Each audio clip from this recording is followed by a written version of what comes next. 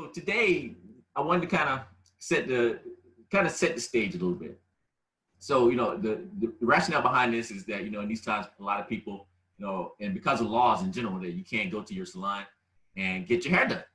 And, so a lot of people like, I can try to wait it out, which could be anywhere from a month to 3 months, or we can try to see what we can do to do it ourselves, right?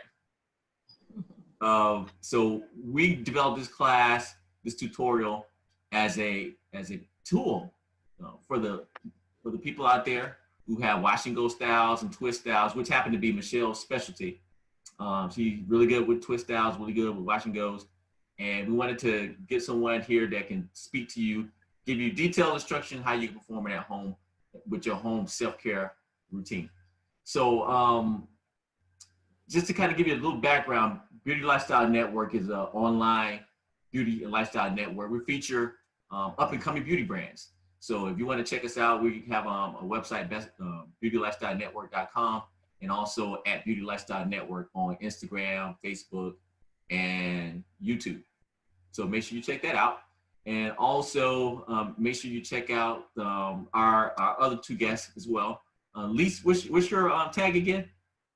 So you can find me at Curl Fanatics on Instagram. And if you're on meetup.com, just search for Atlanta Naturals. And Michelle, what's your tag information? Hi, everyone. My tag is at MDW Salon, and that's on Facebook, on Instagram, as well as YouTube. We're building YouTube, but everything is at MDW Salon. And also our other business is MDW Natural Hair Services. So you can reach us through mdwsalon.com or mdwnaturalhairservices.com. All right. So make sure you guys visit all their online presences. And if you want to get involved in the natural hair community and learn about, great hair techniques and all that kind of stuff. All right. So what we hope that you get out of this today is that you will learn step-by-step methods to do your own lock, your own twists, and your own wash and goes from hair washing all the way from detangling all the way to the end at the finished look and adding your styling product as well. What's, like I said, different about this is that we actually have a professional here. We're gonna walk you through each step. We're also gonna do some look and learn demos. So that what that means is that we got some video for you. So we'll be going through all these step by step. And by the end, you should be able to know how to do it, where you can present yourself when you do your own Zoom meeting for your business or your company. You'll be right on point with your hair. You don't have to wait this whole thing out for the virus, this coronavirus environment, and you'll be ready to go in no time. So let's kind of kick it off. So Michelle, tell us a little bit about, give us a little bit of background on kind of you as a stylist in general. Okay, so of course, I'm a natural hair stylist. I have been a professional natural hair stylist for over 11 years. And I share everybody's pain as it relates to natural hair care and not knowing what to do with your natural hair. Over 11 years ago, I decided to go natural. And I had a relaxer like most women, first start off. Most of my life, I didn't know what to do with my hair. I went to a salon and I got a relaxer at the time that I was supposed to get one. And then I determined that this was not what was best for me. My hair started breaking off. And basically, I was in a whole nother profession. I was a social worker. And, but I worked around a lot of Black women, and we were having some of the same issues. We were tired of the relaxers and we wanted to change things. So I basically just big chopped. And most ladies in the natural hair community know that there are various ways you can do that. But I completely shaved all my hair off. And I basically started from square one, and I didn't know what to do. And so over the course of the years, I determined that I wanted to educate myself on natural hair, and I began formulating my own organic hair care products. And I always tell people that the natural hair industry really found me. I didn't really find it. It was something that I was passionate about, But because of the demand of women that I was meeting that was saying my hair is dry, my hair is brittle, I don't know what to do with this natural hair. I began formulating products, and then they started seeing how much my hair was growing, how soft my hair was. I started off with no hair, and then the next year I had a huge afro, and they were just like, what are you doing? And so I explained to them the type of ingredients and products that I was formulating. And when they started seeing the cute hairstyles I was coming up with, they started to beg me to do their hair. And so I, did some praying on it, and I said, why not? I said, I really enjoy doing my own hair. Let me pursue this. I pursued it so much so that I became licensed. With my business, I became licensed in doing natural hair in the state of Alabama. And a lot of my clients were my coworkers. And it just pretty much grew from there, so much so that I ended up quitting my job as a social worker to become a full-time salon owner and natural hair stylist. So that's kind of how I got into the natural hair field. All right. And Lys, you kind of tell us about a brief description of your natural hair journey and kind of how you got into it. Absolutely. So, hi everyone. My name is Lys Inungu. I go by Lys or Lys, depending on whether you follow me on Pro Fanatics or Atlanta Naturals. So, I went natural, I would say back in about 2013. I just started seeing all of these women with their hair that was growing naturally out of their scalps, and I always wanted to know what my hair looked like. As a child, I got my hair permed very, very often, and so I never got the chance to see any hair come out of my head. So I think I was in college around this time, and I decided to go ahead and chop it. However, due to a lot of the shame that came with having short hair and people not accepting me for who I was, I ended up going back to getting my hair relaxed. Fast forward a couple years later, I obviously grew wiser and stronger, and I said, you know what, I'm going to try this again. I'm not going to be perming my hair. I'm comfortable with who I am. So I stopped getting perms, and I went natural. And what I saw was a lot of women having questions about going natural, what stylists to use, what products to use. And so that kind of spawned my interest in Atlanta Naturals and as well as Curl Phonetics. So that is my story. All right. Well, I guess since you did one, I'll do a very quick one too. I grew up having very short hair all my life, and one day I just decided, because I was being lazy, to kind of let it grow out and see what happened. And lo and behold, it grew. To my surprise, the thing about it, as a guy who was lifelong short hair, you never thought about what you do with long hair, and I didn't know products, I didn't know tools, I didn't know anything, and it's kind of been a real journey.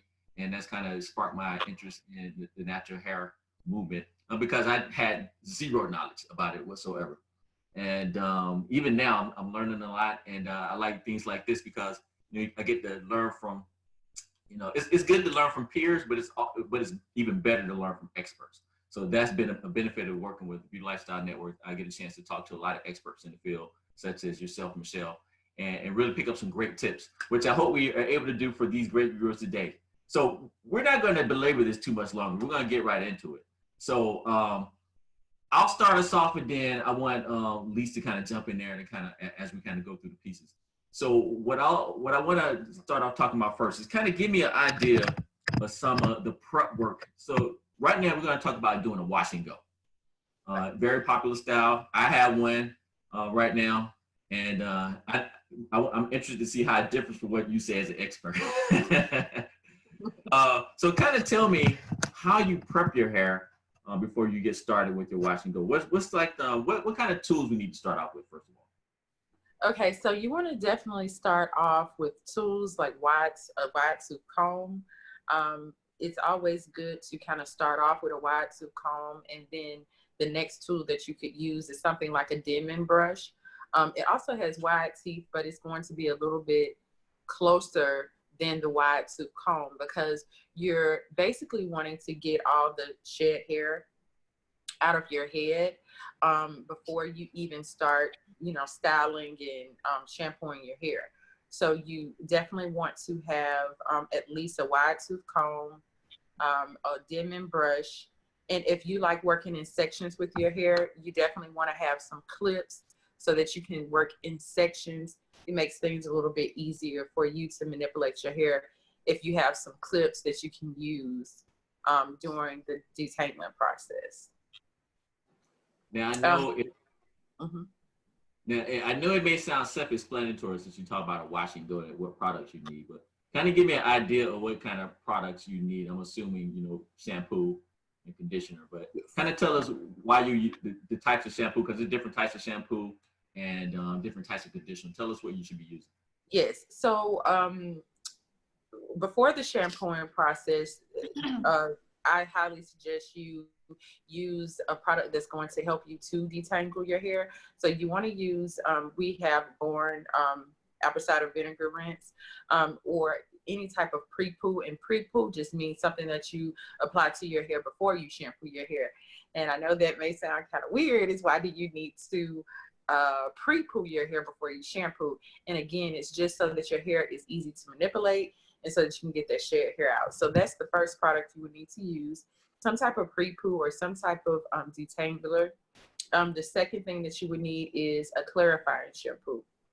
So you want to clarify your hair because you want to open up the cuticle of your hair so you can get all of the residue from products, all of the sweat, all of the dirt, and sebum, which is the oils that your body produces, that your scalp produces.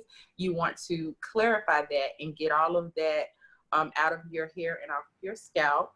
And then you're going to follow that with a moisturizing shampoo. And that moisturizing shampoo is going to add back in. It's still going to cleanse your hair, but it's going to also add in those additional oils and different things that you just removed from your hair. You want clean, organic ingredients to now be applied to your hair in the shampoo process. That's going to, the moisturizing shampoo is going to help to slightly seal the cuticle so that you go to the next phase of your regimen. I don't know if you want me to go ahead and talk about that, but well, and for all the products you need, I'm assuming. So you said a pre, what do you call it? A pre-poo? Pre-poo. So it's basically detangular before you shampoo, or it's a cleansing / detangling process before you shampoo. And you said in your situation, in your case, you normally use an apple cider vinegar rinse. Yes. And that's a product you have in house, right? Absolutely. And then you said from there you do a clarifying shampoo. Yes. And then you say you do a moisturizing shampoo. Absolutely. And then the next product you use for wash and go would be what? A conditioner type? So I highly suggest that when you have natural hair, because our hair does crave moisture, it's a very great idea to do a deep conditioning process, whether you're doing an organic homemade conditioning ingredients, or if you choose to use your favorite deep conditioning product, you want to deep condition your hair, because by applying that conditioner on your hair, letting it sit for about 15 or 20 minutes, is going to penetrate through the cuticle of your hair, and it's going to help you to retain more moisture. So you want to use a deep conditioner. Then after using the deep conditioner and letting that sit on for about 15 or 20 minutes, you rinse that out, and then you put your leave-in conditioner on your hair. We, of course, have our own in-house leave-in conditioner, which is infused with aloe vera juice. So it's extremely hydrating. I mean, aloe vera is actually one of the most healing, most gentle ingredients that you can use. And it's going to definitely hydrate your hair and moisturize. And then you want to use a hair butter. You want to use a hair butter that's going to seal in the moisture of your hair. And then Is that part of the wash and go as well? Because I don't want to go too far. Yes, that is a part of the wash and go. You always want to use what I could call the LCO. I don't want to throw out too many terms. But the LCO process is the process of using a liquid to hydrate your hair, which would be your leave-in, the cream that's going to seal your hair, then you can style with the wash and go, and then the last process would be oil. The oil is going to seal in everything that you've done throughout the liquid, the cream, and then the oil is going to seal all of those ingredients in. Okay. Now let me ask you a question, Michelle. Yes. Thank you for all the information, because I'm just thinking about a lot of the groups a lot of people that I work with within my group. And so I know you're going to explain and demonstrate a video of a wash and go. So who can exactly do a wash and go? I think there's a misconception that there are different types of people and different types of textures that are more susceptible to having a quote unquote defined wash and go. What do you say to people who come to you and say, I can't do a wash and go. It's not a wash and go, it's a wash and no. What happens when people say that to you? Yes. And to a certain degree, we all have different textures of hair, right? So our final products may look different from one person who does a wash and go to the other person, but yes, we all can achieve a wash and go. For women who have hair texture similar to mine, which I'm more like a if we're gonna hair type, I'm more of a kinky, coily, very tightly coily hair. Of course, I have sister locks or micro locks in my hair right now, but during most of my natural hair journey, I did have loose natural hair, and I actually used to joke and say that I don't have a wash and go, I have a wash and no. But to be honest, I had to really change my thought process. I can do a wash and go, but I may have to use a gel in my hair. I may have to use a heavier product than just a leave-in. I may have to manipulate my hair in a different way than someone who may have a looser texture of hair. So we can all achieve our own form of a wash and go. We just have to have realistic expectations when it comes to what our hair can do. Another huge thing is that people don't like shrinkage, right? And so we get sucked into this this idea of elongation products. But it's unfortunately, I hate to bust people's bubble when they say, well, how can I prevent shrinkage? Well, really, if your hair is healthy, you really can't prevent shrinkage. Shrinkage is evidence that your hair is actually doing what it's supposed to do. If you have curly hair, whether it's curly wave or kinky coily, whatever texture of hair you have, you're gonna have shrinkage because that's what a coil does. A coil doesn't relax and stay relaxed forever. Eventually, when moisture leaves the hair, your hair is going to curl back up and it's going to go to its original form. So that's where we have to learn how to embrace what our hair can do. But we absolutely can have a beautiful wash and go in any type of texture of hair that you have. We just have to know, number one, what products are the best for our texture. And then number two, how do we need to manipulate our hair so that it can do what we want it to do? All right, so just as a housekeeping, so we're gonna go through this piece by piece, everybody. And at the end of each section, we're gonna have you, that's when we'll take your live questions. So we're not gonna type them in, we're gonna answer them live. So can you guys see the first question here on the screen? Yes. Well, I'll read it out to you. I see it. I'm a little challenged, but no problem.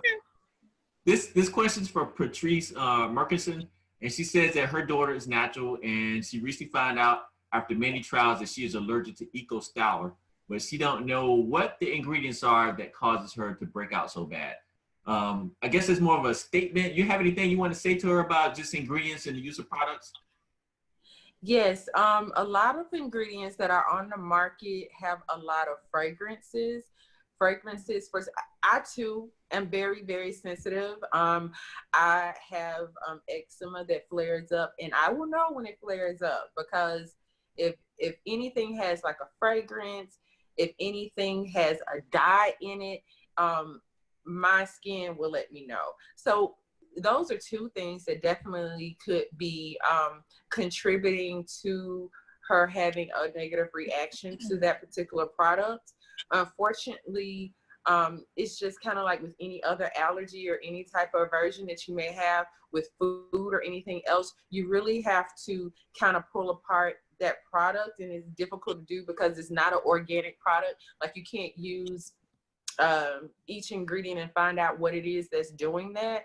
But I can truly say, just as being a professional and having aversions to certain products, fragrance and dyes are two of the most common things that negatively affects sensitive skin or skin that's prone to breaking out. Yeah, so this may be a good time to mention the fact that Michelle is not only a stylist, but she's the founder of B.O.R.N Organic's natural hair care line. She uses it in her salon for her customers. I think she says she's been using it over 10 years in her salon. So it's a tried and tested product. And we actually have a special on if anybody interested, you can go to bestbeautylifestylenetwork.com and get our deal of 20% off the whole bundle. So it's a package of 4, which is the shampoo, the conditioner, the hair butter, and the oil, and the reviver for maintenance. So you get all of that, all 5 of those. So you go see the details at beautylifestylenetwork.com, and we have a special for you guys there too. So we're going to move into actual demonstrations now, if you guys don't mind, unless you had another question, Lys. No, let's jump right into the demo. Let's get some demo going here. All right, so first thing I want to talk about the demo is you mentioned earlier about kind of prepping the hair. In our particular demo, our model had a protective style in. Right. And kind of talk about what you need to do for a protective style. And this is kind of how it looked beforehand. This is her hair before. What's our model name? I forgot her name. Lisa. Lisa. Thank you, Lisa. So Lisa was our model. And this is kind of her condition of her hair beforehand. You know, she just had taken out her protective style. Do you remember what kind of style she had in her hair? Yes, so we actually did single box braids, and she had them up for like 2 months. And so because she, of course, didn't want to manipulate her hair and cause breakage, because I explained to her that when you have any protective hairstyle, whether it's with extensions or if it's with your own natural hair, you definitely want to be very careful in how you handle your hair before shampooing it. People, sometimes braids do get a bad rap. I'm not heavy-handed on braids, so I don't use excessive tension on my customers' hair. So actually they see a lot of retention of hair growth when I use protective hairstyles. But if you don't properly detangle your hair, you can actually lose that hair growth that you got with your protective hairstyle, because you have this shed hair that's been in your hair for a month or for 2 months. And if you just go from having those braids in your hair and you shampoo your hair, I can guarantee you your hair will tangle, it will mat, and you will lose hair. So to prevent that from happening, she didn't even try to mess with it. She just came back to the salon, and I sprayed her hair down with the ACV rinse, which is the apple cider vinegar rinse by B.O.R.N, which is organic, all organic products. We sprayed it down, let it sit on her hair for about 5 or 10 minutes. And then in each section, we detangled her hair. We gently had to pull apart her hair because, you know, she works out, so there's sweat, there's dirt, there's some product residue. The good thing is that when you use organic products, you don't have as much residue in your hair. It's mainly the sebum in your scalp, and it's oils and sweat and stuff like that. So the good thing is that she didn't have too much residue, but you do have to pull that apart, and then gently starting from the ends of your hair and working your way all the way up to the root of your hair, you're gently detangling until you can glide that comb and glide that brush through your hair. So once you have completed your entire head, there's no knots, there's no tangles. And ladies, don't be alarmed if you see some hair shedding. Hair shedding is normal. Our hair sheds about 100 strands a day, depending upon each person. So if you've had a hairstyle in for a month or two, you can imagine that you're gonna see some shedding. The thing that you have to do is look at, well, as a professional, I look at the strands of hair. I look at whether or not you have breakage versus shedding. Of course, she didn't have any breakage because I gently separated her hair and detangled. But she just had some hair shedding and she was good to go to start the shampooing process. Okay. Well, take a look. Now that you kind of set us up, let's kind of take a look and see what that looks like. So hopefully this works okay. Let's see here. Yeah.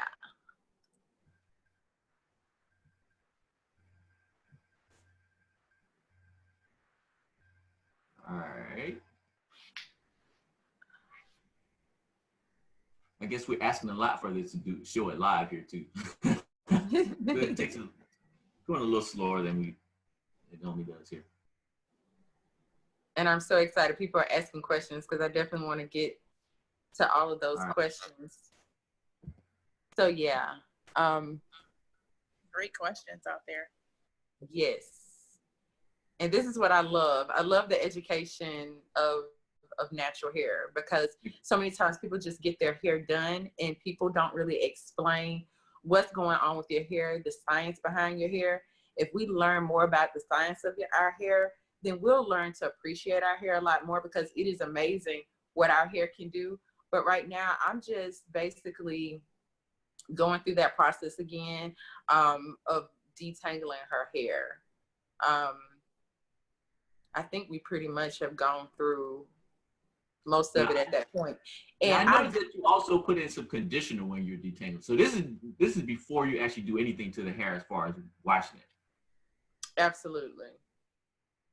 Now, because as you noticed when she first came in, her hair looked very packed down and it looked really dry. And then once we put that apple cider vinegar rinse on there, you can add a little bit of your favorite conditioner on there.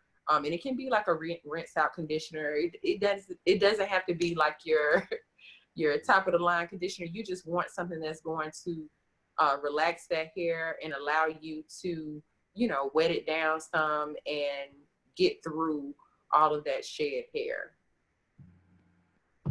Yeah, look at all that shed hair there. Yeah. And that's normal. Don't be alarmed if she had those braids up for about 2.5 months. So don't be alarmed if you have some shedding. But we definitely have to do an analysis of your hair after I take down any style. And that's whether you have a natural hairstyle or protective hairstyle. I'm looking at the strands of your hair to determine what your hair is doing. And so that's what we did with Elisa. All right. So I did have a couple things I wanted to mention that I want to talk to you about. So I noticed that you use at certain points you use your hands, and at certain points you use a comb. Like I know the tendency for people to try to jump right in there with a comb. Kind of tell us why you decided to do it that way. So you definitely want your detangling process to be a painless process, especially if your scalp is sensitive, and if you have children, I think there's a notion that you just bear through it and beauty is pain. But no, if you use the right techniques, you don't have to be in pain. So when you're initially using your fingers to separate the hairs, you're separating the hairs from the residue. You're kind of gently pulling the hairs apart so that you can, with your hands, you can just pull shed hair away. So when you do that and you separate it, that's helping you so that now you can use a wide tooth comb or Denman brush to then gently from the ends, working your way up to the top of the base of the hair. Now you can get more and more shed hair out. Okay. Now my question to you, Michelle, is do you charge extra to detangle? Because I think that's everybody's test they want to give away is, can someone else detangle my hair? Yes, I do. I do charge a fee for detangling, and it is based upon if you just have been 2 weeks without, you just took down some 2-strand twists, that's a minor detangling session. It probably won't take no more than 15, 20 minutes for me to do that. But if you've had braids in for 2 months, or, you've kind of neglected to detangle your hair and it takes me longer, then of course the fee is depending upon the process that we have to go through. But you know what? That process is so important that it's totally worth it. And to be honest, I tell my clients, like, I'll even ask my clients, show me how you detangle your hair. Because I've told some women, do not do that again. Just come to me, because I want you to retain length. This is one of the number one reasons why women do not retain the length of their hair, because they get very frustrated and then they just rip through their hair. If you're frustrated with your hair, don't detangle your hair. Go to a professional that will do that for you. All right, so we have a couple of questions that we want to answer after this part here. So Okay. we have Tavis Dempsey wanted to know, you mentioned matting. What is matting? How you prevent it and how you fix it? Okay, so matting is when the strands of your hair start locking into each other. Your hair can mat in any form of being natural. You can, or not natural. I mean, you can just not comb your hair for weeks on end. You can have locks and don't get a retwist for a while. And what will happen is, because we have curly hair, or we have hair that is prone to matting, that hair will just lock into each other, and it'll be very difficult for you to separate. That's why, like I've said before, you want to make sure that before you shampoo your hair, that you're properly detangling. So once your hair is matted, you have to separate the strands. Once you use the apple cider vinegar rinse, which is acidic. Apple cider vinegar, I think that's one question that I kind of saw pop up. Apple cider vinegar is slightly acidic, and what it does is it's a cleaning agent. So it gently cleanses your hair, and it gets the pH of your hair to a very manageable pH, so that now you can manipulate the hair. And then once you, of course, separate, and then you comb through and you use the brush through, you have successfully detangled your hair. And I hope I answered that question. Okay. Well, we got one more question, but they were talking about it in terms of conditioner. We'll say that for the conditioner part of the discussion Okay. here. So right now, did you have any questions, Lys?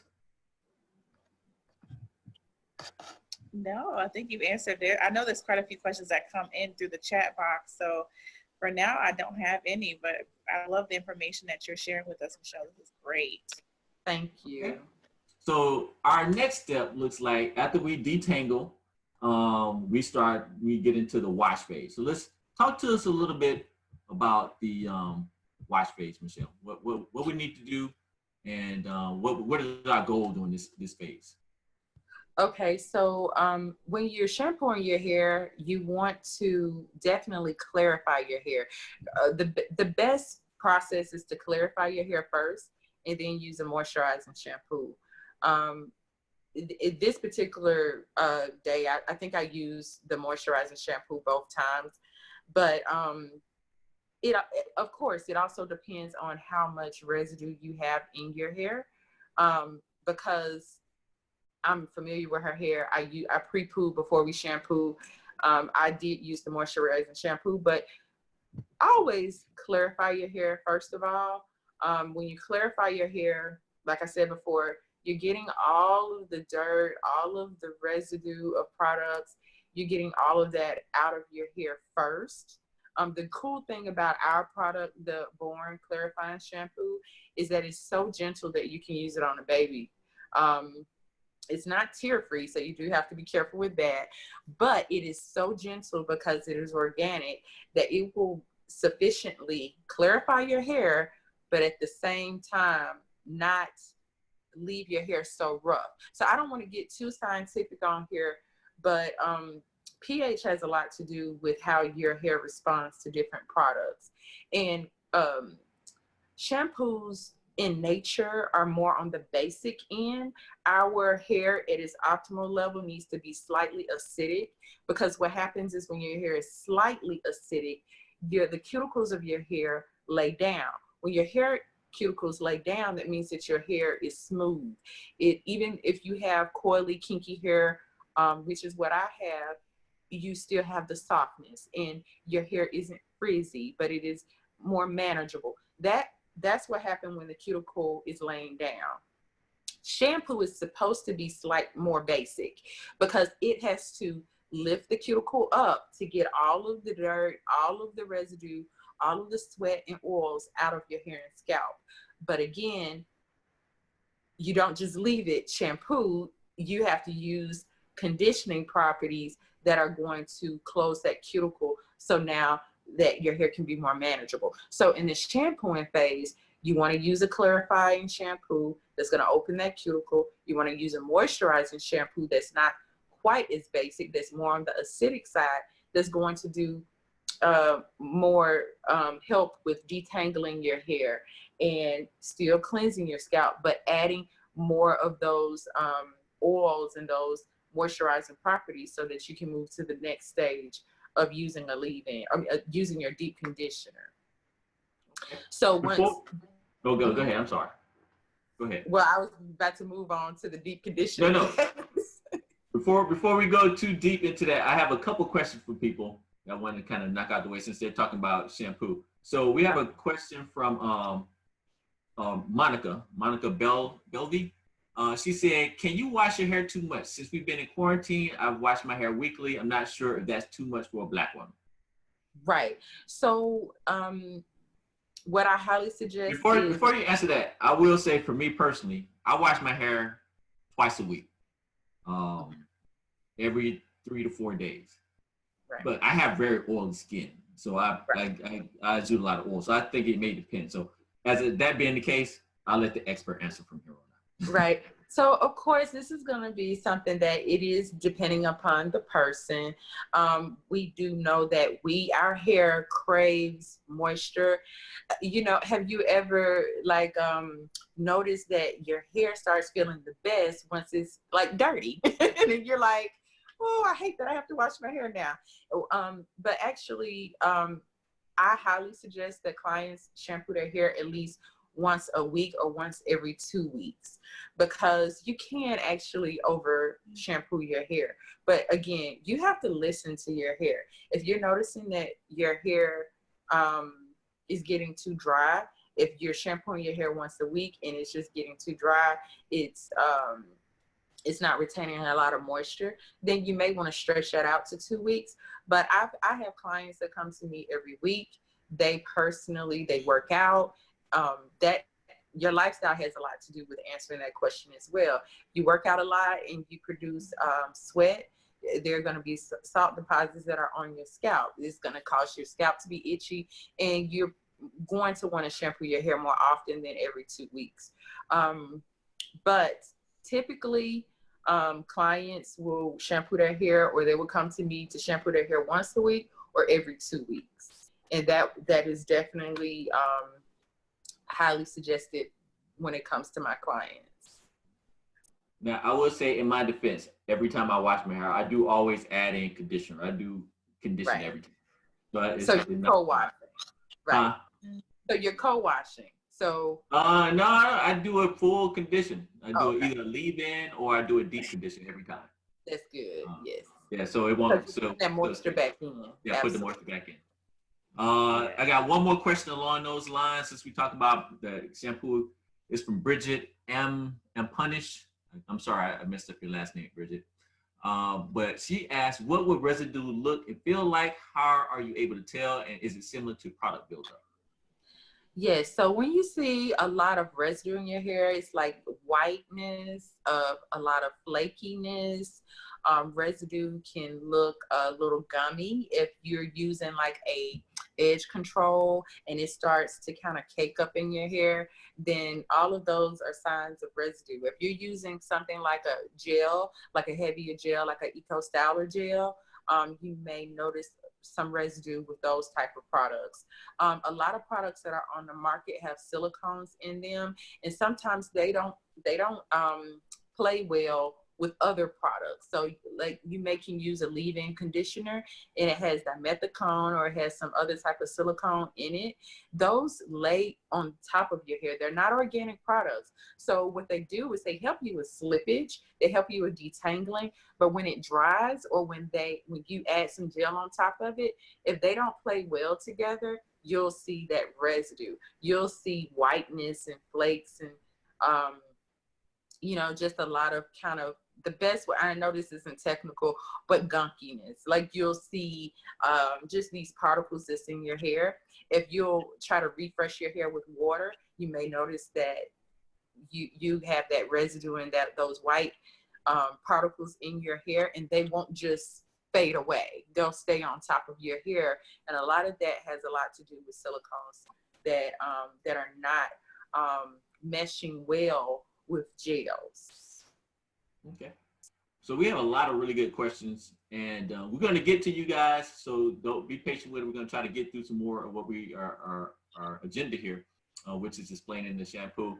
But we're going to show a quick demonstration exactly how to shampoo, because people take that for granted that you shampoo. I know how to do it, right?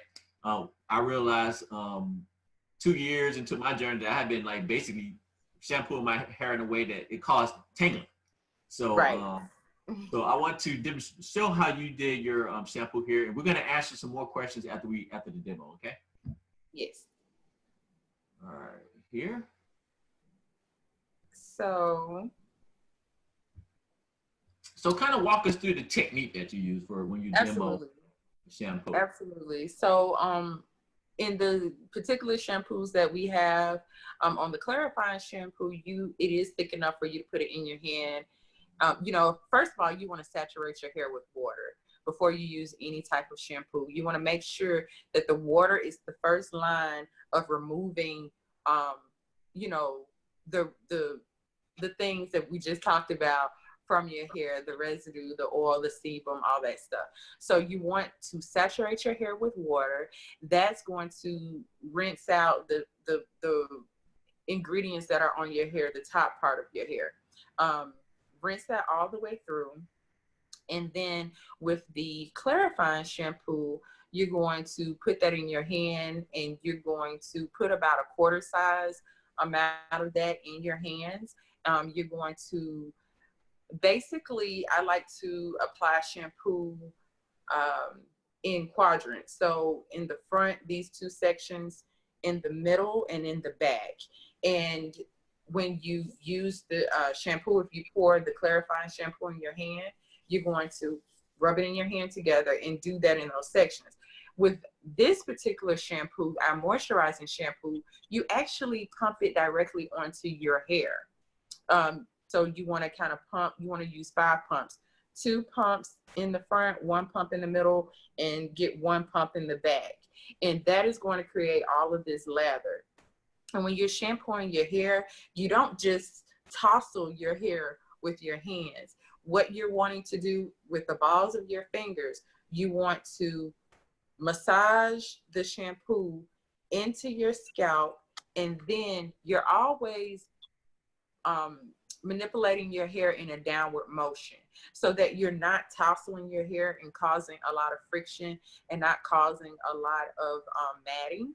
You're going in a downward motion so that if there is any shed hair that you have left over, that you're getting that shed hair out, and you're going in a downward motion so that you don't have tangles during the shampooing process. And so I highly suggest that when you shampoo your hair, if you can, if you're shampooing your own hair, shampoo your hair in the shower. This is really good for several reasons, because you're preventing shampoo to getting your eyes, because the water is going in a downward motion anyway, and you're actually able to kind of use that downward motion. But I mean, we have to improvise with what we have at home. Being quarantined, if you have to shampoo your hair in the kitchen sink, then you just have to flip your head over and just still do everything in that downward motion. but you have to pump those 5 pumps in those different quadrants of your hair, so that you can make sure that you're cleansing your scalp in every section. Okay. So, Now, Michelle, so is there any truth to the temperature of water that people use? I hear some people say, rinse out with cold water, or don't rinse out with hot water. Is there any truth to the temperature that you use when you're washing and conditioning your hair? It does. It does. You want to use warm water when you're cleansing your scalp and you're cleansing your hair, because again, that's gonna, in conjunction with the shampoo, that's gonna break up any type of oils that may be in that residue that's left behind. That's going to loosen that up. And when you use the cold water, it actually helps you to close the cuticle. You know, we were talking about closing the cuticle of your hair. That helps to close the cuticle of your hair, so that, you know, your hair is softer, smoother, more manageable. okay. So basically, we want to thoroughly soak the hair. We want to massage it in. We want to go downward motions, Yes. and we want to rinse and repeat that. Yes, we want to rinse How and many repeat. times to do it? Because I've heard people say you had to do that 3 times. Some people No, say no, only if you know that you've had a lot of residue in your hair. People use a lot of different things like waxes and pomades. Um, some people do hairstyles where they put globs and globs of gel in their hair. If you know that you've done that, yes, you probably want to do 3 shampoos if you've done that. But if you definitely, if you're using B.O.R.N organics, you're not going to have residue like that. So you wouldn't have to shampoo your hair that many times. But again, everything is on a person by person basis based on what you're doing to your hair and what product you're using. and just another quick note, B.O.R.N Organics is the product that's being shown in this demonstration. It's all natural line, so no harsh chemicals and no artificial ingredients and stuff like that. It was developed by our guest today, Michelle Larkin, and it's also available at beautylifestylenetwork.com. We got a deal for you guys if you want to take a look at that. 20% off the full package, which includes a shampoo, conditioner, the hair cream, the finishing oil, and the reviver for maintenance. So you get all 5 of those, 20% off. So you can check that out at beautylifestylenetwork.com. So that's how you wash your hair. So thank you very much. We appreciate that. Let's jump into the next things. So the next thing you want to do is what? So at this point, you would really want to deep condition your hair, which we did do. You know, we did apply a deep conditioner in her hair. We had to leave it on for about 30 minutes because, again, when you're coming out of a protective hairstyle, you want to make sure that you're using a deep conditioning. And I'm really, of course, into organic, so you can do an avocado, banana conditioner. You can use your favorite conditioner on the shelves at your local beauty supply store. Any type of deep conditioning treatment or mask that you can put that moisture back in your hair, then that's what you want to do. You want to leave that in for about 20 or 30 minutes. Shampoo that. Rinse that out. You don't want to shampoo it. You want to rinse that out with cold water, like Liz was talking about. And then after you do that, you want to apply your leave-in conditioner. So let me ask you a question. If you don't have a protective style in, is that deep conditioner, is that going to be necessary? I deep condition my clients' hair. It's a part of the hair treatment that I give to my clients. I deep condition all of my natural hair clients because natural hair black hair craves moisture. And so I'm, of course, wanting my clients to have healthy hair. I'm wanting them to retain, the moisture in their hair. And so that's something that I do for my clients with every treatment that they get, with every style that they get. But you definitely want to do it if you're at home. If you can do it every time you shampoo your hair, I highly suggest it at least twice a month. But for sure, once a month, you need to be deep conditioning your hair. But I highly suggest at least twice a month that you deep condition your hair. Twice a month deep conditioning. So Yeah, just for my clarity, so conditioning, there's like the rinse out conditioner, the deep conditioner, and then right. there's the leave-in conditioner. So for wash and go, should I be trying to do all three of those? Can I not do one of those, or because that sounds like 2 hours right there. It's not. It It really is. isn't. It really isn't. I mean, pre-pooing your hair, that's like a Well, I'm not conditioner. even talking about that. I'm just talking about strictly conditioners. Okay, so okay, so after you shampoo, you're gonna use a deep conditioner, and that's a 30-minute process. 20 minutes, 30 minutes, conditioning process. You'll rinse that out, and then you use the leave-in. You don't have to use another conditioner after that. Can I use, say, if I don't have 30 minutes to do a deep conditioner, can I use a one of the leave-in, either the leave-in or the rinse out, or both, or how's that work? Yeah, I mean, if you're in a pinch and that particular week you're not deep conditioning your hair, then yes, you can use a leave-in. But again, I'm highly suggesting that you at least use a deep conditioner, even if you have to just leave it in for 10 minutes. 10 minutes is going to be better. And then putting a shower cap on your head is going to be better than you not doing it at all. But I am a realist, and I know that sometimes people have to do what they have to do. But I am highly suggesting you use a deep conditioner at least twice a month. If you're really, really pushed on time and you want to use the leave-in conditioner, it is so highly moisturizing that it is going to give you a lot of hydration. But that's just what I'm highly suggesting as a professional natural hairstylist, is to deep condition your hair so that you can retain the moisture. Okay, so I have a couple of questions from our audience. This one kind of relates to what we're talking about. This is from Lorraine Barrett. She said, my daughter has very dry scalp, and I have recently bought Neutrogena T-Gel shampoo to help get rid of it. Should I shampoo 3 times? T-Gel, clarify, and moisturizing shampoo. Do you understand that? I'm hearing some feedback. You're hearing some feedback? Yes, I'm hearing some feedback. Yeah. I think I heard. Hold on here.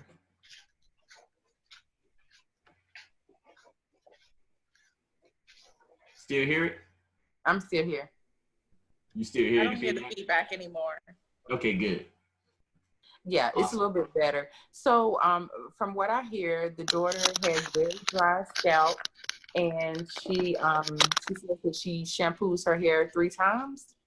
Yeah, she wants to know, she recently bought some shampoo to get rid of it. Should I shampoo 3 times? T-gel, T-gel. Okay. shampoo, clarifying shampoo, and moisturizing shampoo. That's what she's saying. Okay, so that's good that you're using those products. Nixerol, T-gel, Neutrogena, they all have some really, really good products for contact dermatitis, psoriasis, eczema in the scalp. So all of those products in the T-gel product is a good one. I highly suggest she use that one first, and then she can use the moisturizing shampoo second. That is a clarifying shampoo. It's medicated, but it also clarifies the scalp. So she's basically wanting to know if she used 3 shampoos, but you're saying the T-gel is the same as the clarified shampoo. Yeah, So she don't need to use the 2. Right. So And so she can use any one of the 2 clarified shampoos, either the T-gel or the clarified shampoo, and on top of that, a moisturizer shampoo. Since she feels like it's something, and she may not have to use that T-gel forever, she needs to use it to maintain her scalp condition. So if she has a flare up and if it's really bad, yes, use the T-gel shampoo, and after you shampoo your hair, let it sit for about 10 minutes. Let it sit on the scalp, and then rinse it out, and then use your moisturizing shampoo. All right, so the answer is use the T-gel shampoo, and then scrap the other clarified, and then use your moisturizer shampoo. So Correct. only 2 shampoos, no 3. Only 2, yeah. Only 2. All right. Let's see if we got one more question here. So someone asked, should I shampoo my hair with braids on? If so, how? Or how do you recommend a dry shampoo while my natural hair is in a braid style? Okay, so I'll say this. You can shampoo your hair with braids, but just know that if you shampoo your hair with braids, it is going to make your hairstyle look worn. It is going to not look as fresh if you don't. What I do suggest you using is like a sea breeze or witch hazel. You can put that in a spray bottle, spray directly on your scalp. Get a dark towel so that you don't see white lint or whatever in your hair, and just pat it dry, kind of pat it dry, and then put your oils in there. That's cleansing your scalp using an astringent. And so it's going to help you to maintain that hairstyle where it looks really nice as the time goes along, but you're still cleansing your scalp, right? So, to answer the question, yes, you can shampoo your braids, but you're probably going to run the risk of not being able to have that protective hairstyle as long as you may want to have that protective hairstyle, because it can cause slippage of braids.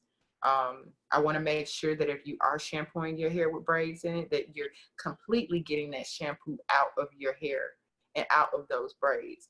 So to prevent you from having a lot of shampoo residue that maybe you didn't get out of the braids, I highly suggest you using the witch hazel or the sea breeze, which are astringents that will still cleanse your scalp.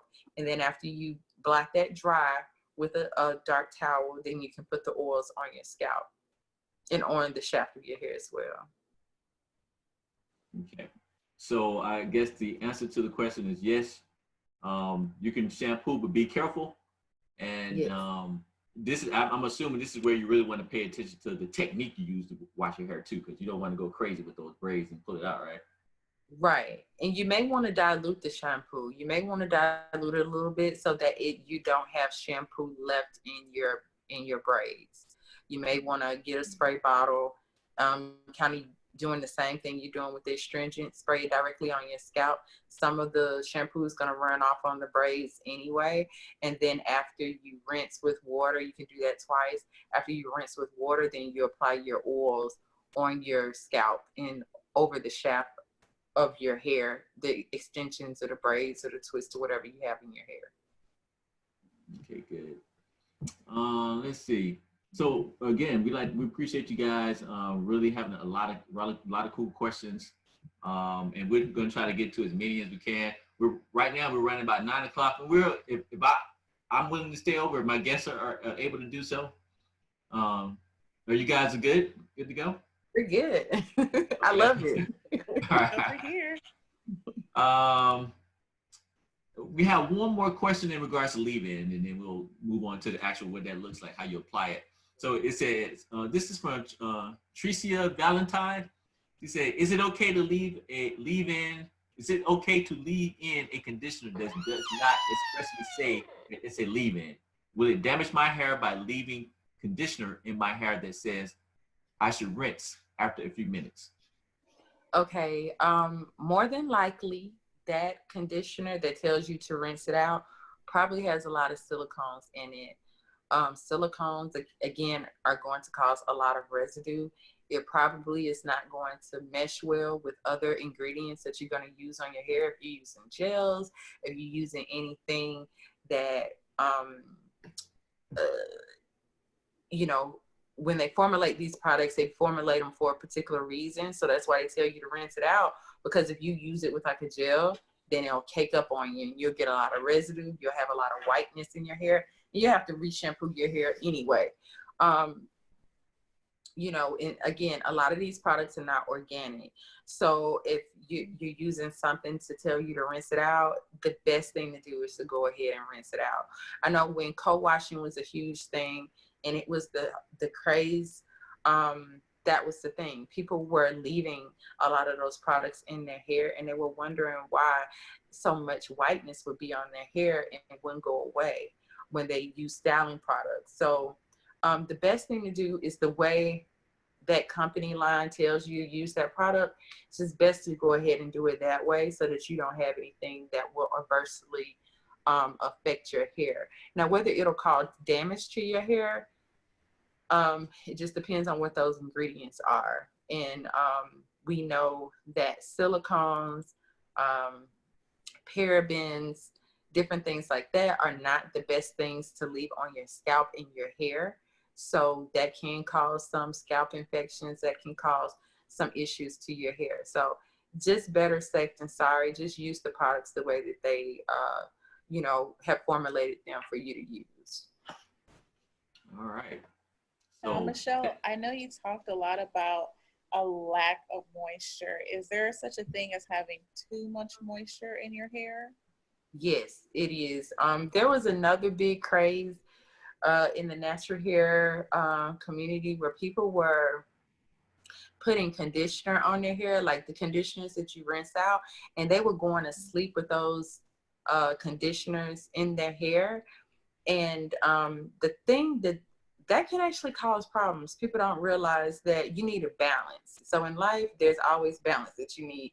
And when it comes to hair, it's the same thing. You want to have a good balance of moisture and protein in your hair.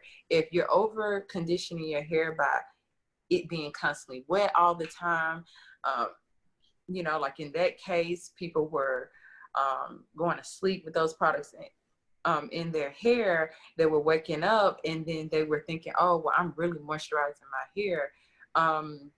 It was causing more harm than good, because you need to have protein. Protein actually helps builds up your hair, and you don't have to use animal-based proteins. We get proteins in vegetable-based proteins, right?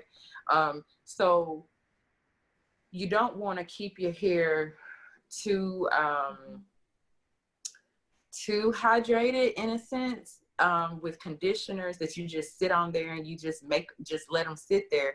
You want to have a good balance between the two. So basically, the science behind it is that when something really has hydrating properties, it's going to moisturize your hair the way it needs to moisturize it at that time. Anything over there is just overkill. So it's kind of like if you, I also do steam treatments in my salon. So it's just like if I put a conditioner on my client's hair and I sit them up under the steamer, me sitting them up under the steamer for 20 minutes is going to give them the hydration that they need. But if I sit them under there for 3 hours, it's not going to cause it to hydrate anymore, because once your hair gets what it needs, then that's all it needs. It doesn't need you to over manipulate it or over do anything to it. It's just like you eating your food. If you eat the specified or the right amounts of fruits and vegetables, you don't have to keep eating that. You can just get, because you're going to get the nutrients that your body needs. Anything else is just overkill. So tell us a little bit about what we're watching here. So this is you applying the leave-in conditioner for your B.O.R.N organic product on the model's hair. Mm-hmm. How much should you be using? Because she looks like she has a how much are you using there? So of course it's going to depend upon how much hair. She has a lot of hair. I use probably about 7 pumps of conditioner during that time. But as I was twisting her hair, I may need to add a little bit more. You can have like a handy little spray bottle on the side to kind of hydrate the hair and to kind of re-wet the hair as you go along. Again, because these are organic products, they're not causing massive residue or anything like that.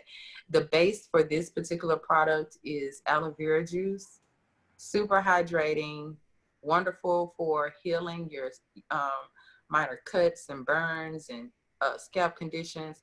So I'm just basically, I pump that into my hand and I apply it to her hair.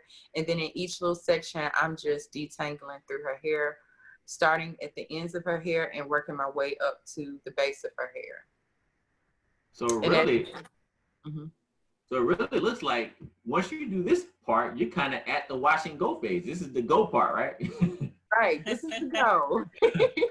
This is the go part. This is she actually could, you know, get ready and leave because she's done. But of course, in the salon, I go through a little bit more of a process.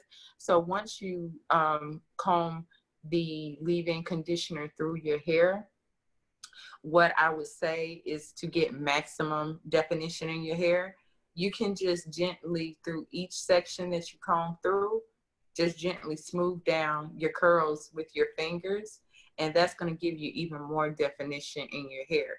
And it doesn't matter what type of hair texture you have, whether you have loose curly hair, wavy hair, kinky coily hair. By you smoothing your curls one by one, that's going to cause your curls to pop a lot more. So you're going to get a lot more definition. But yes, if you just want to do a quick, cute, natural hairstyle where your hair is super hydrated, it's moisturized, it feels great, it's and you look good, then you can pretty much detangle through your hair and go at that point. And then you can either air dry your hair, but you know, if you're in cooler climates or you have to go to work, you know, or something like that, or you have to go somewhere, you may want to sit up under the hair dryer for a few minutes, so about 30 minutes or so if you have the time. And then once you're finished up under the dryer, then that's when you'll finish your hair by applying the oil. It's called breaking the cast of your hair. When you get the oil, you put it on your hands and then you just kind of apply it on your scalp and just throughout your hair, and you just kind of fluff your hair out. Once your hair is dry, you're good to go. And now your hair is in a wash and go. All right, so that's our wash and go. We are actually going to take it a little bit farther and turn this wash and go into a twist as well. Because I know a lot of people, you know, they want the versatility of those two kind of hairstyles. So we're going to talk a little bit about that. It won't take too long. So if you guys can hang in there, please hang in there with us. Again, make sure you check out Beauty Lifestyle Network. If you like these kind of styles, if you like the kind of performance of the product, Michelle actually offers these products in her salon and on through Beauty Lifestyle Network. We have a deal for you guys, 20% off the whole bundle. You get the shampoo, conditioner, the hair butter, the oil, and the Reviver maintenance spray. And then all that is included. So you can find the details about that at beautylifestylenetwork.com and get you 20% off. So next we're going to talk about how to do these twists. So basically your twist is you watch it, you detangle, you wash, you put in your leave-in conditioner. So now we are going to add our hair butter, right? Yes. So yes, you want to add the hair butter, and actually with the wash and go, I'm sorry to say, you actually want to use that hair butter also after you use the leave-in. I'm so sorry. Okay. Like after the leave-in, right? After the leave-in, yes, because you want to lock in the moisture from the leave-in. So yeah, so you definitely don't want to skip that step. That's very important. But yeah, like if we do the 2-strand twist, yes, after you use the hair butter, then you're going to go through your hair. I don't use a comb to part because you don't want a whole bunch of parts in your hair. You want your hair to look, you know, just as full as possible, and based upon the density of your hair, based upon, you know, the texture of your hair, by doing a whole bunch of parting, it can sometimes make your hair look more spacey. And so I'm just picking up kind of circular parting in the hair, and I'm just picking up 2 strands of hair and 2-stranding the twist. So you're just basically taking 1 strand out. We're not going to talk about the twist yet, but I just want to show you how to apply the I'm sorry. Okay. Okay. So because you just taking I'm a big I like to know about the directions of a product because I've had products that I've used that I thought didn't work until I realized that that I didn't use it properly. Yeah. Okay. So with the hair butter, you want to use about you know what a 50-cent quarter coin looks like. You can use about that much. Again, it is not going to leave residue in your hair. The base for that particular product is shea butter. It's a shea butter based product. And for people who are allergic to shea nuts, we can actually substitute the shea butter for other butters such as aloe and almond butter. No, I'm sorry, not almond butter, avocado butter, mango butter, and aloe butter. But you do have to contact me directly to let me know that if you're allergic to nuts and you're allergic to shea butter. But yeah, you can use that a little bit more on the liberal side. Once you put it on your hand, you want to emulsify it in your hand by rubbing your hands together and then patting the product onto your hair and your scalp. People sometimes overuse certain products because they don't realize that how they distribute the product in their hair is they're using too much product. The beauty of having organic products is that it doesn't take a whole bunch for you to use. These products will actually last you longer because they're quality and you don't have to use so much product in your hair. Okay. So I think we got a good idea about how to do that. You have any questions, Lys?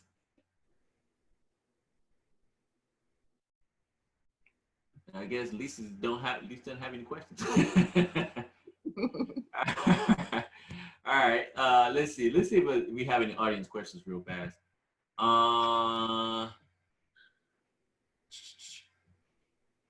This one, they said this person is from Michelle Sayers.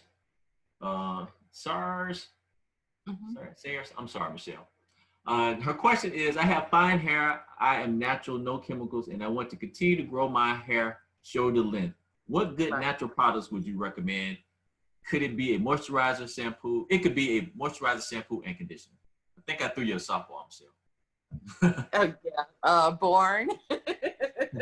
B.O.R.N. Beautiful, original, regal, natural, organic hair care products are the best. I mean, they're products that I've been formulating over 10, 11 years. They're products that are tried and true.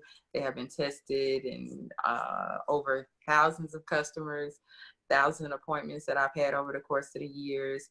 I've had actually a Black chemist to check out the products and to give her recommendations on the products, and she highly recommends them. Love Miss Haven. But yeah, B.O.R.N. Organics is the best natural organic hair care line. And when I say organic, I mean even down to how wonderful the products smell. Those are not fragrances. Those are essential oils, lavender and different essential oils that are going to actually help promote positive results in your scalp, in your hair, and your skin. These products are not just for your hair. They can also be used on your skin, because whatever you use on your hair is eventually getting on your skin, and whatever is getting on your skin is getting through your lymphatic system, and it is going to affect you in one way or the other. The ingredients that we use, lavender, they have properties. Lemongrass have healing properties. So even down to fragrance, we don't use fragrance in our product. This is an organic line where everything is formulated for healing for your scalp, your hair, and your skin. All right. So now that they know what kind of product we use, it's going to go to the next part of this, which is actually creating a two-strand twist. On this part, I think I wanted to know a little bit about your technique. I've never done a two-strand twist, so I don't have any reference to this at all. But kind of tell me what you should be looking for and how you should, how you started, what you should be looking for as you do it. Okay, so I always start my two-strand twist in the back, and I work my way up. I basically start in the back of the nape of the head, and then I work my way up to the top, and then I start on this side, the right side. I'll start on the left side. I'll start on the right side until I determine where I want my parting to be. Then I'll go on the left side, and then it's done. And basically, like I was saying before, you don't want to, if you want the fullest look for your two-strand twist, if you're not starting locks or anything, you don't have to do any strategic parting for your hair.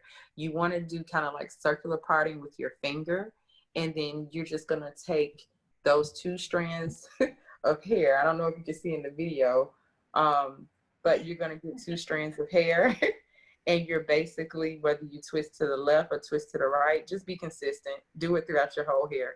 And you're just two stranding the hair till you get down to the very ends. When you get to the down to the very ends, you just want to kind of roll that around your finger so that your natural curl will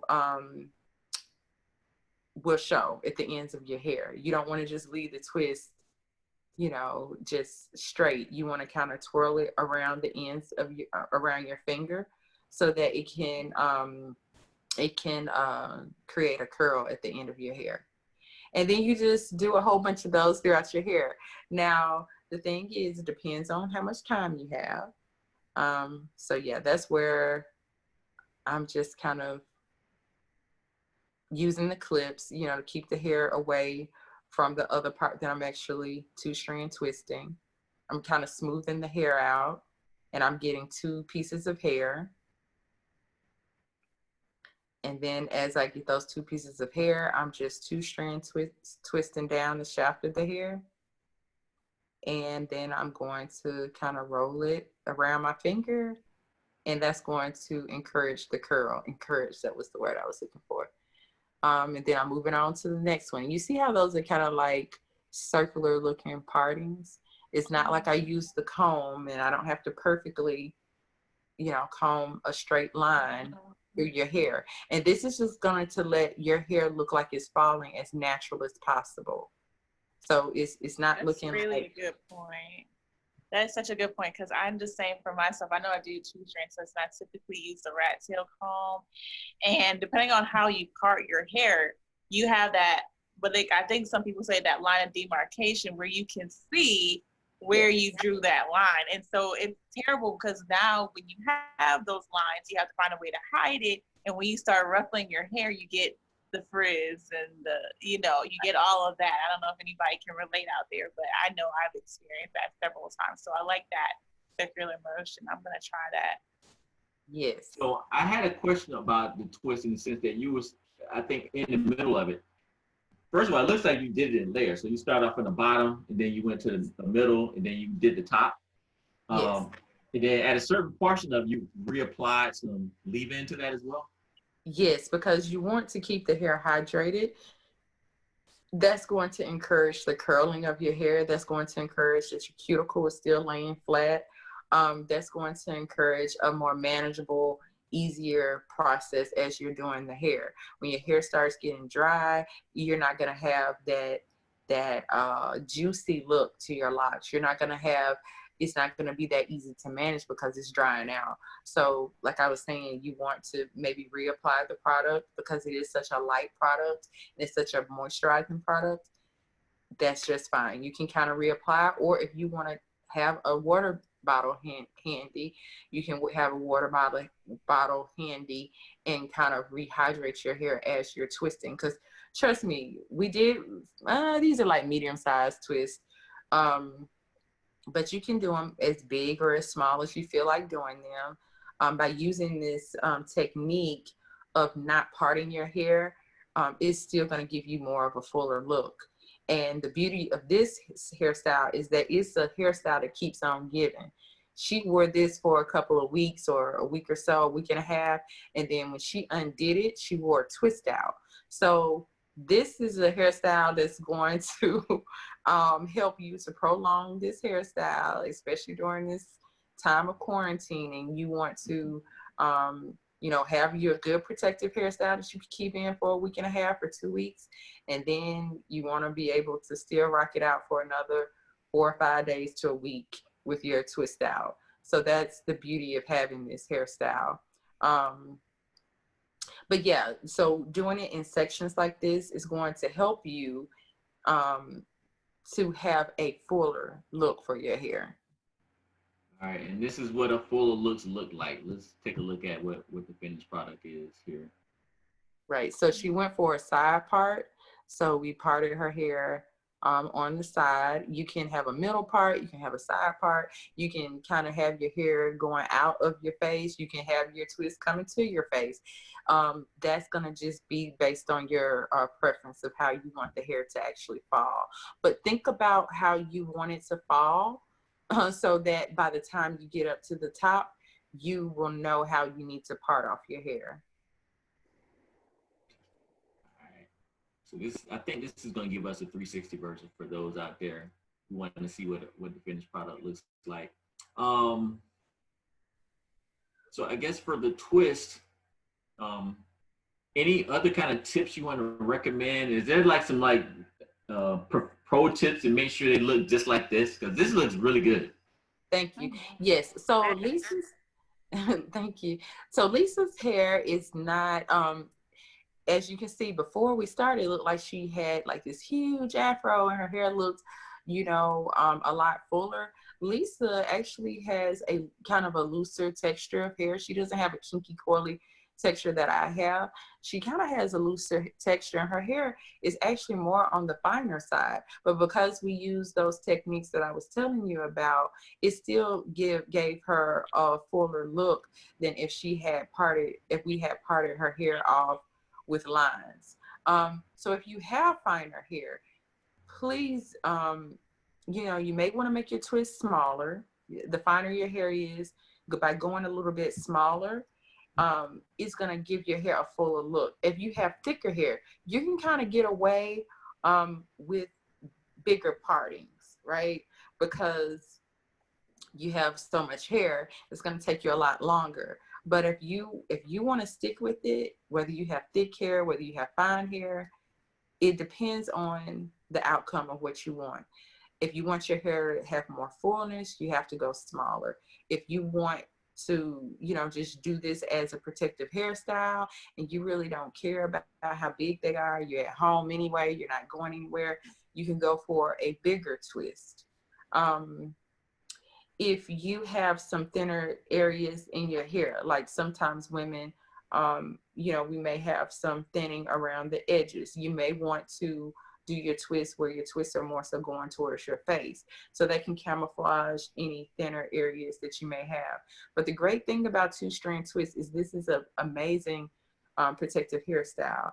If you don't want to over manipulate your hair because you are trying to grow your hair to be stronger, and you don't want to use extensions to do that, two-strand twist is the best natural hairstyle that you can do, because you can literally keep this hairstyle up for 2 weeks and not have to worry about manipulating your hair. Because by not overly manipulating your hair, by using good quality products and good techniques of properly detangling your hair, that's how you're going to retain your hair growth, and that's how you're going to get stronger hair over time. All right. So now we got this look. Now we still have two more steps to do for them. They're kind of small steps, but important steps. So the next step is we add some oil on this, right? Yes, so you want to seal all this moisture in. You want to give your hair a nice luster, a nice shine. You want to nourish your hair, because that's what oil does. Oil does not moisturize your hair. Okay, so I know a lot of people say, well, I shampoo my hair, I condition it, and I put oil on it, and it still is dry. It's because oil is not a moisturizer. Oil is a nourisher for your hair and your scalp. It has the proper minerals and the proper oils that are going to help to put oils back into your hair and your scalp that mimic the sebum. That's why you don't want to use oils that are too heavy, or things like mineral oil, things like petroleum, because they can actually clog your pores, and it can suffocate your hair. So with using our B.O.R.N oil is very light oils, things like argan oil, things like sweet almond oils, grapeseed oils. These oils are very light. And so they help nourish your hair, give your hair a really nice shine, your hair and your scalp. And they're not going to overly, they're not going to clog your pores. Okay. And then they're not also going to make you feel real greasy. Like you don't want like grease spots all over the place. You know, you want something that's going to easily go into your scalp and into your hair. Nice, that's great. Yeah, I just had a flashback of the Blue Magic grease. You know, when you first Right. got your hair greased up, it would just be everywhere. Yeah. It's like put it on my elbows. It's like I have to put it everywhere. Now, how much do you recommend to apply? Like, can you over grease the hair? Yes, you can. Yes. How do you know what's the right amount?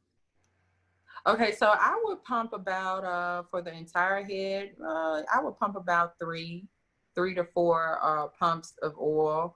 And when I tell you that oil, it lasts for so long because it does not take much.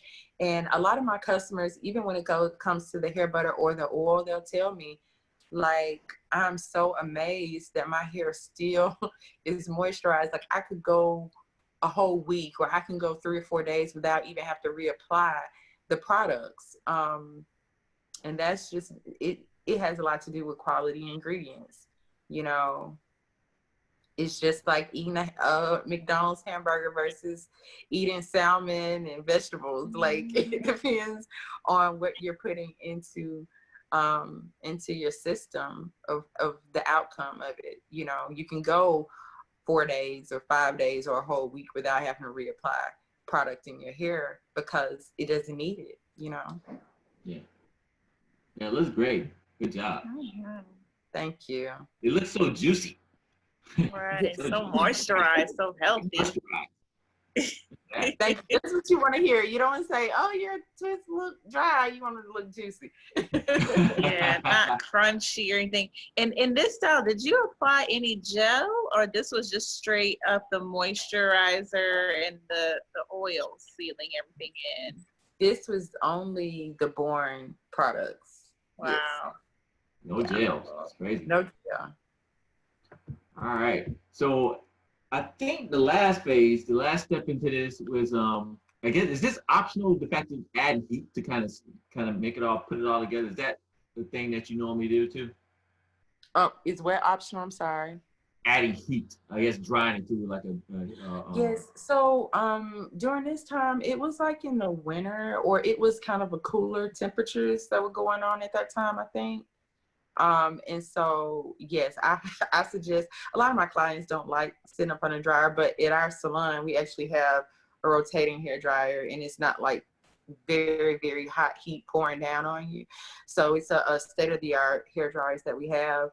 So now clients don't mind sitting up under the dryer, but a lot of clients don't like sitting up under the dryer because it's just so much heat. But yes, if it's cooler temperatures, I do suggest you sit up the dryer so you don't catch a cold, or you know, so that you don't go out into the elements with that wet hair. But in the summer times, some of my clients are just they're so hard-headed. They're like, girl, I'll be fine. I'm just gonna I'll air dry. Air drying is fine, as long as you know the environment allows you to. But if you're sitting up under a dryer, that is, you know, it's indirect heat. So it's not going to cause damage to your hair because you're sitting up under a dryer and you're letting your hair dry. It's when you're using direct heat to your hair that you can cause a lot of heat damage and damage to your hair. So what if you don't have one of these? Like a futuristic. Oh, go ahead. Sorry, Dior. Oh, no, you go ahead. Go ahead, Lys. No, I just said that was a really futuristic looking hair dryer. It's really cool. It helps to process the hair a lot faster in conditioning, and it also dries a lot faster. So, you know, you have to head on down to MDW Salon in Alpharetta, Georgia. I love it. Back up, right? So if they don't have one of these, the rotating kind, is there any kind of, can they use heat, any kind of like a blow dryer, or is it a special kind of blow dryer you need for something like this? I actually would suggest them just sit up under a hard hat dryer, because it's indirect heat. A blow dryer is more like direct heat. So it's just better for you just sit, if you can buy one of those bonnet dryers, that if you have a hair dryer, you can go to Walmart or something and attach it to the little bonnet thing. You know, it's like kind of cloth like, or it's kind of vinyl, and you can hook that up to your blow dryer. Or if you want to just get a hard hat dryer, just sit up under one of those. I mean, you can get it from Sally's or, you know, your local beauty supply store, because it's indirect heat and it's not going to cause damage to your hair. And you're only needing to, because our products are so light, and you don't have a lot of heavy product weighing down your hair, 15-20 minutes, you should be dry if you sit up under a bonnet dryer or a hard head dryer. Okay. Now, I will have to admit, sometimes I use a blow dry with a diffuser on it. Yeah. Would that work? Can that work too? That's fine. That's fine. Especially if you want a fuller look, just be aware that it's direct heat. So, you know, if you're gonna do it, use a medium or lower setting than having it on high heat, because direct heat can cause heat damage. And so we got to look at what it looks like at that. Now, here's a look at the before and after on it, so we can kind of get a little comparison here. Wow. That's after, huh? Looks a little different. Right. All right, so that's what we're hoping to gain once we go through this whole process. And as Lys said, you didn't add any kind of gels, anything crazy to it. This is like pretty straightforward stuff, and it looks that like juicy. That's crazy. Right. Thank you. And anybody can get these results, whether you have loose natural hair that's curly, wavy, tightly coiled, afro texture hair. Like I said, we have to have healthier expectations of our hair. Everybody's hair isn't going to do the same thing, but you can maintain this fluffiness, this juicy look of twist, the hydration, the moisturization of your hair, the beautiful luster and shine with any texture of hair that you have. You can get these results with B.O.R.N organic hair care products. All right. So let's see if we have any other questions real fast to knock these out. I have a question from Donica Hooks. She wants to know hair vitamins, truth or hype? Hair vitamins. If they're good quality minerals and vitamins, that can work just like it works with just your overall health.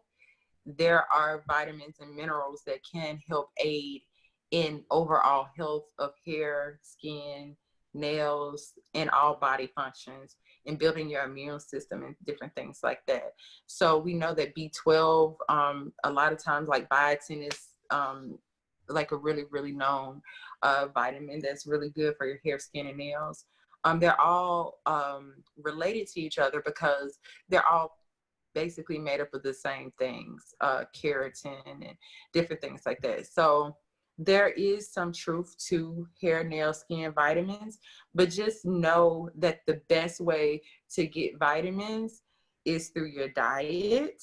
And I do talk to my clients about those things, as well as getting an adequate amount of water, adequate amount of minerals in your diet.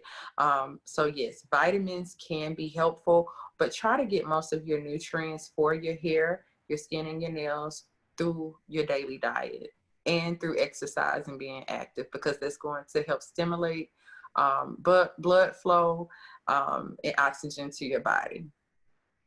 All right, so we have another question. Someone wants to know, how often do you cut split ends? I highly suggest my clients get their ends trimmed definitely every 3 months.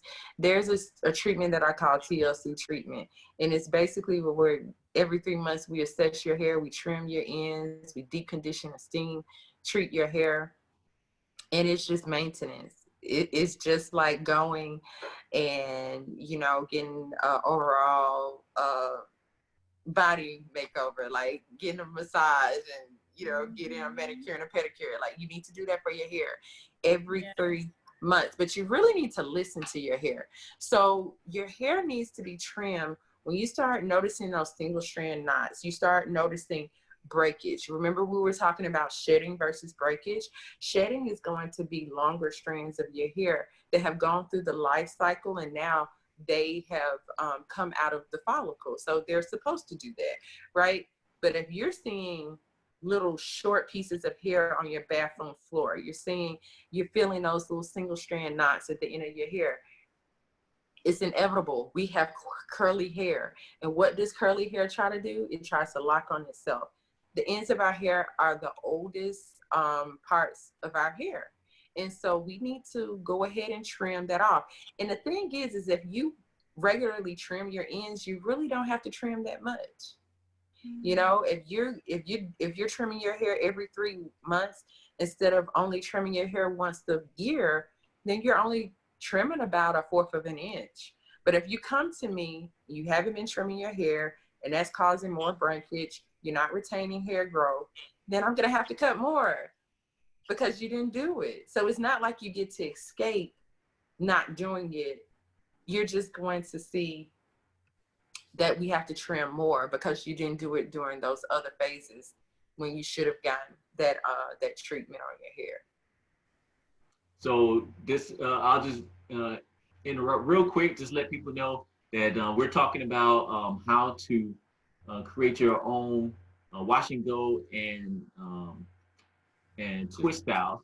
And we're talking with Michelle Larkins. She's a professional natural hair care stylist, and she's the founder of B.O.R.N Organic B.O.R.N Organic hair product line. And we have a really good deal for you. If you like what you see so far, we are offering 20% off the entire line, which includes a shampoo, conditioner, hair butter, oil, and a reviver spray for maintenance for 20% off. You can find that at beautylifestylenetwork.com. And again, that's beautylifestylenetwork.com. You can also check us out on our social media, on Instagram, Facebook, and YouTube, also at Beauty Lifestyle Network, at Beauty Lifestyle Network. So we got a few more questions that we're going to knock out here before we call it a day. A question, she says, this young lady says she has split ends and would always go to the salon, but she wants to know, how can she cut her own split ends? Is that a thing? Should you be cutting your own split ends? So if you want to trim your own split ends by yourself, I highly suggest you do 2-strand twists and just do a dusting on your ends, right? So you're going to feel the single strand knot, so where you feel the roughness of your hair, and you're just going to, each twist that you have, you're just going to kind of feel for that, and you're going to try to be as consistent as possible. Now, if you are someone who really feels confident that you can trim your hair, there's 2 ways that you can do it. One way I highly suggest. The second way I don't, because I don't advocate heat styling. I do heat style clients here if they want a silk press or whatever for their hair. I will do that, but I do it, and I also educate as I do it, because heat damage is very, very real. And I don't want clients to have heat damage. So I warn you before you make a decision of wanting to heat style your hair. So the first thing is, yes, you can trim your ends in its curly state. That's a myth that you have to straighten your hair in order to properly get your ends trimmed. When I trim my clients' hair, if they choose to heat style, their hair isn't going to be uneven or anything.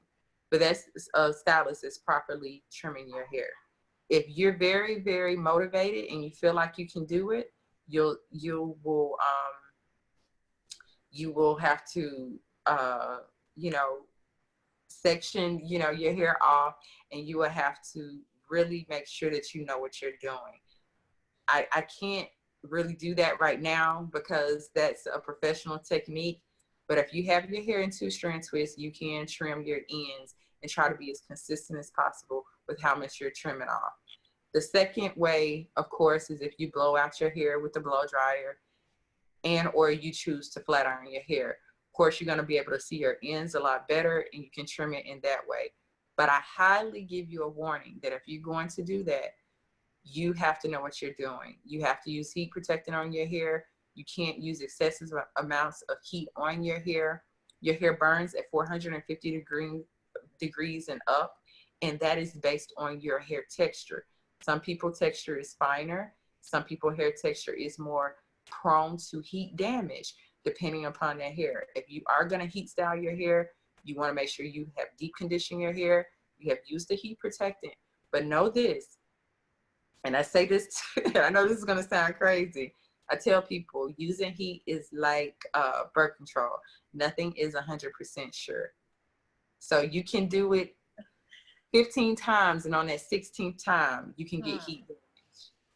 Okay, I've had heat damage before, and it's real. So I don't want people to do something to their hair and have huge regrets. If you, at some points in time, want to go back to your natural curl pattern, be very mindful. Whoever who is going to heat style your hair in the future, because I know people are so excited to get their hair heat style. And like I said, I do it.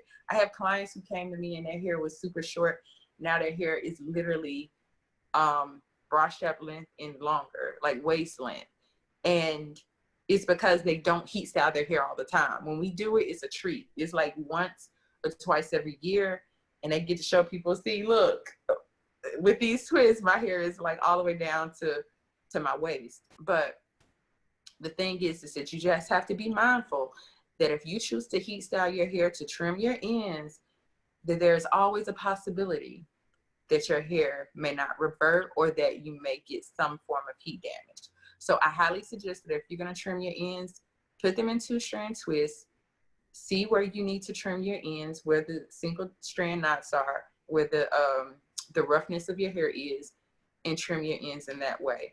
But of course, go to your professional that can make sure that she is not she's not cutting too much of your hair off, but she's giving you the type of trim that you need for your hair. And if you do it every 3 months, it's going to be a lot easier than you doing it every 6 months or every year. So can you just cut hair with any kind of scissors, like whatever's laying around? No, you cannot. No, you need to be using hair shears that you can get at your local beauty supply store, preferably a Sally's.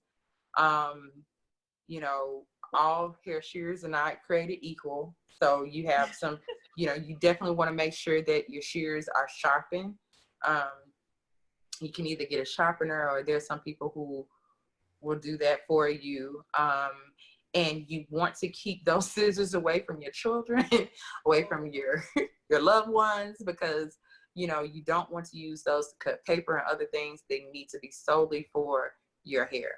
Yeah, just real quick, explain to me why it's important to use shears. How do they affect the hair versus using regular scissors? Because if you because you're going to get a cleaner cut, you're going to get a the shears, if they're dull, it's not going to cut your hair properly. If your hair is cut and the scissors are dull, it's not cutting straight through your hair, and it's not. So you can end up still having split ends, because the scissors are dull. Okay, so we're moving into the final part. Lys, did you have a question about anything? No, I said this is interesting. I think as far as that heat damage, I was relating to that whole thing. I was like, why not meet Michelle last year? She could have prevented me from going to see that person anyway, but I feel like that could be a whole section. But I think, this is great. I think we need to come back and do a whole recap on the heat damage, but that's another time. That's for another we may time. have to go into a little bit more depth at another time with that. So the last part of this, we're going to talk about some maintenance things for your hair. So, people, it's starting to become summertime. And actually, one of our other questions, this is to Michelle Saris. Michelle Saris, she's been asking a ton of good questions today, so we appreciate it, Michelle. Her final question is, what can I do to protect my hairstyle during the summer months? I sweat at my roots. root swivel. I sweat and my So, roots swivel. That's what she said. okay, so what can you do to protect your hair? Hydration. So that kind of takes us to the last product that we have in the line. It's more like a maintenance product. It's the Reviver. And it hydrates your hair. It's very light.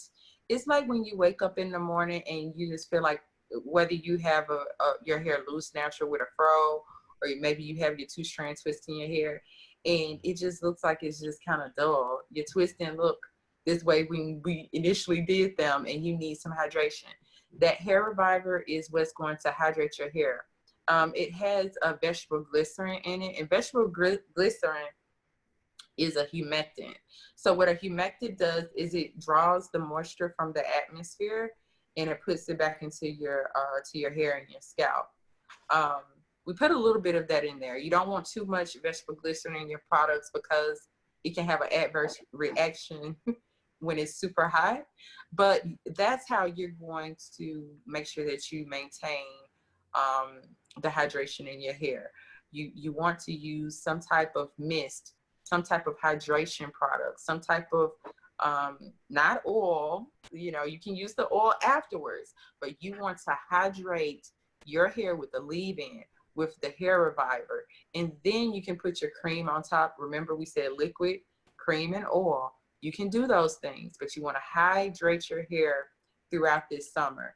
Also, if you know you're gonna go to like the beach or you're gonna go somewhere where you really don't want your hair out, then don't have your hair out. Wear a hair wrap. Get a cute little hair wrap and wrap your hair up, because sun is brutal. You know, sun can actually cause damage to not only your skin, which is the largest organ on your body, in your body, but also on your hair. So if you know that, hey, I'm wearing this twist and we're gonna go somewhere later on today and I'm gonna be in the beach all day, then just wrap your hair out with a cute hair wrap or something.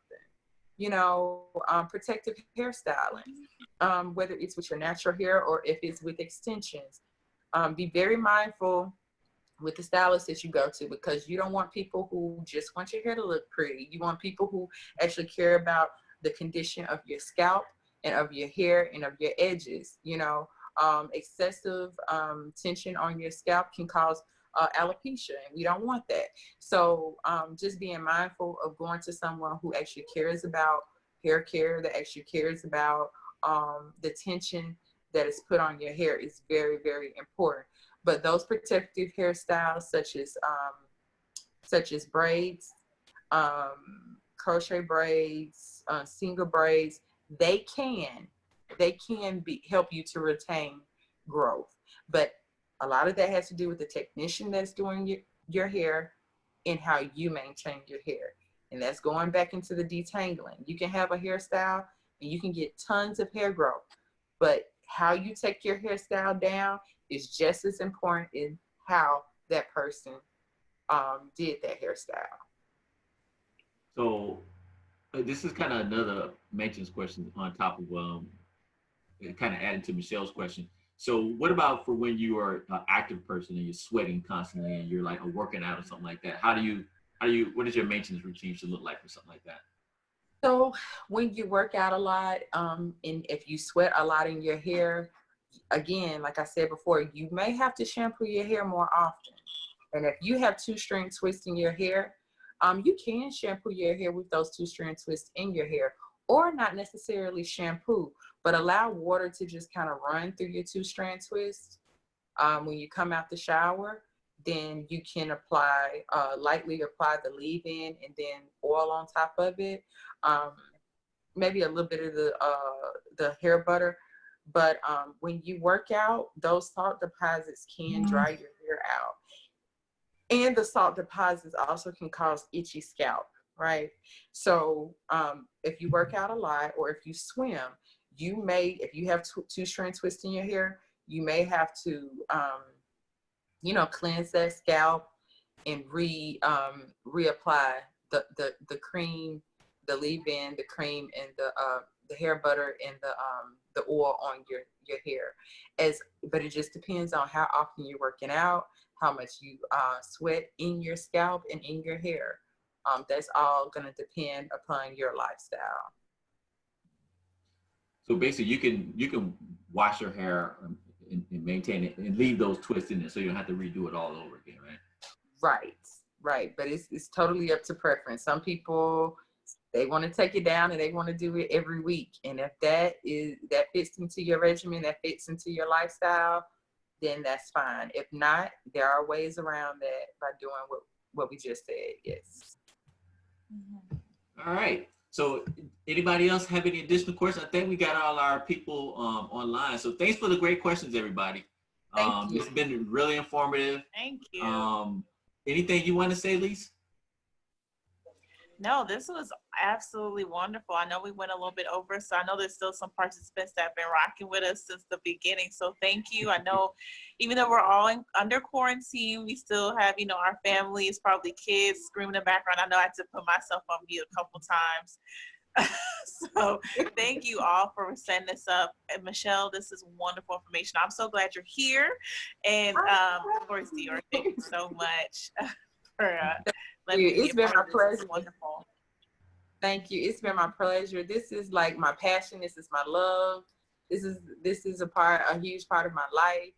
And I just love educating. I love, us as Black women embracing our natural hair and realizing that it is beautiful and perfect just the way that it is. We just have to educate ourselves on the science behind ourselves, and we can embrace each other and embrace the beauty that each of us have. So I'm excited to do this, and I would love to do it over and over and over again. Well, if you guys have any additional questions that we're not going to answer anymore for tonight. However, if you have some questions you want to reach out to Michelle directly, you can contact her. You can go to tell how people can reach you directly, Michelle. Okay, so you definitely can go to mdwsalon.com. You can definitely call me at 205-240-2086. That's my cell, 205-240-2086. We could set up a consultation specifically for you. You also can contact me at the salon at 770-837-0459. That'll automatically be rerouted to me. That's 770-837-0459. What's your social media handle? Social media handle, everything is at MDW Salon. My name is Michelle Larkins, Larkins, first name Michelle, Michelle. I'm on Facebook, and you can go to at MDW Salon, as well as MDW Natural Hair Services. So those are two websites you can go to see all the stuff that's going on with us, as well as our social media handles. And we're on Facebook, we're on Instagram, Twitter, and YouTube at MDW Salon. And at least tell everybody how they can reach out to you if they want to kind of join the community here in Atlanta for Atlanta Naturals. Yes, so if you're natural and you're here in Atlanta, we'd love to have you join us. Although we're doing things online now, we're not meeting in person, you can still feel free to join the meetup group. And all you have to do is go to meetup.com and search for Atlanta Naturals. If you're interested in just learning more about the natural hair community, natural hair, random stuff I post on Instagram, you can go to Curl Fanatics. That's CurlFanatics on Instagram. All right. And my name is D.O.R.N, and I'm with Beauty Lifestyle Network. We are an online video home shopping network, kind of like a QVC and a Sephora mixed together. So we give you great information about up-and-coming products and brands around the country, actually, targeting women of color. So make sure you check us out. We also give great information about just the lifestyle of being beautiful, being a black woman. So we talk about discussion groups, we have educational webinars like this one, and all sorts of real cool stuff. And if you want to purchase a lot of the products that are featured, feel free to go to beautylifestylenetwork.com. We have that available. As we do for this show today, we have a 20% off for B.O.R.N organic products, which is the products featured in today's demo. You can go to beautylifestylenetwork.com and get your discount and get all the information. That includes a shampoo, a conditioner that includes the hair butter, the oil, and also the hair reviver. Just wanted to mention all these are all organic products, so all natural. So if you're not into chemicals, you have sensitive skin, you want to just have a more natural lifestyle, this is the product that you want to gravitate towards. And it was designed by Michelle Larkins. She's been using it for over 10 years in her salon. So this is not just something we think that'll work. This is something that she has used time and time again with the product. Yeah. Make sure you check that out. If you're interested in the deal, again, that's beautylifestylenetwork.com, and you should see our full show on the B.O.R.N Organic line. We did it like a 45-minute special on the show, so you can get all the details that you ever thought you wanted to know about B.O.R.N Organic. You can check it out when you go to beautylifestylenetwork.com. So just to wrap up, I'd like to say thank you, ladies, for joining us today. I think this is very informative. I hope this was something that was helpful to everyone. I hope now you can go in your Zoom meeting and you're ready to go. Now you have a wash and go style you can do, and now you have a twist style that you can do. And you can even do a twist style, as Michelle mentioned. So you got 3 styles in one in today's webinar. So even though we went a little bit past our time, I think it was well worth it. So I hope you guys enjoyed. Thank you, ladies, for joining us again. Thank you for having me.